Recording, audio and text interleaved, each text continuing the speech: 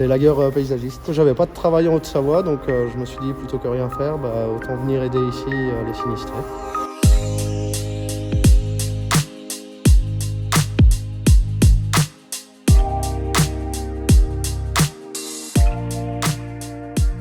Alex Durand, quand il a entendu qu'il y avait eu des intempéries dans la Roya et dans la Vésubie, il a décidé de partir sur un coup de tête. Il vivait sous une tente dans une forêt. Il est arrivé parmi une multitude de bénévoles sur une drop zone.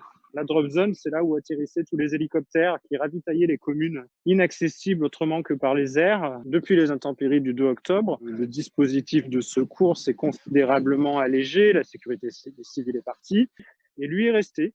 Et c'est lui maintenant qui gère les vivres, qui fait des livraisons, qui est le maillon un peu incontournable à Breil-sur-Roya. Sa mission, c'est de gérer l'arrivée des dons qui affluent un peu de toute la France dans un hangar désaffecté de la SNCF qu'il a organisé. Donc tout est rangé, trié par catégorie, gel douche, savon, jus de fruits, transporté au plus près des gens qui en ont besoin. Là maintenant, en fait, on fait des livraisons en fait, pour le haut des vallées, avec un petit fourgon étant donné qu'il n'y a plus le train.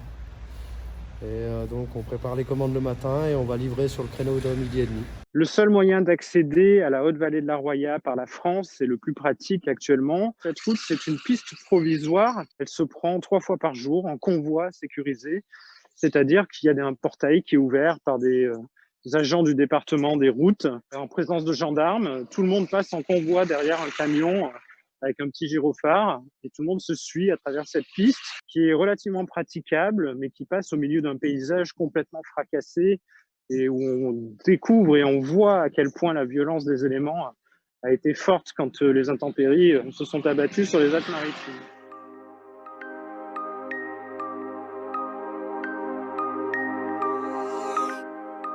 Tu vas décharger pour qui là? Tu livres pour qui?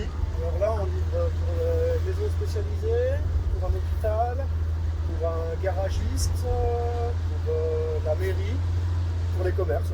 Bonjour. Allez, un peu de course. Il y a beaucoup. Non, pas énormément. Donc vous récupérez des marchandises pour le collège de Saint-Dalmas?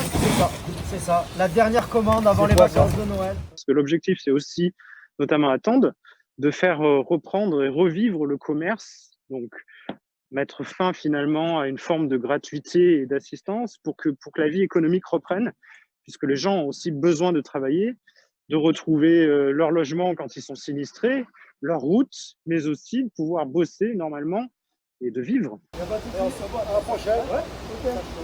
Alors Alex, il est en contrat jusqu'au 31 décembre. Il n'a pas envie du tout de repartir de cette région qui finalement lui a donné un emploi, une nouvelle vie, un logement. Des employeurs privés qui ont repéré son profil.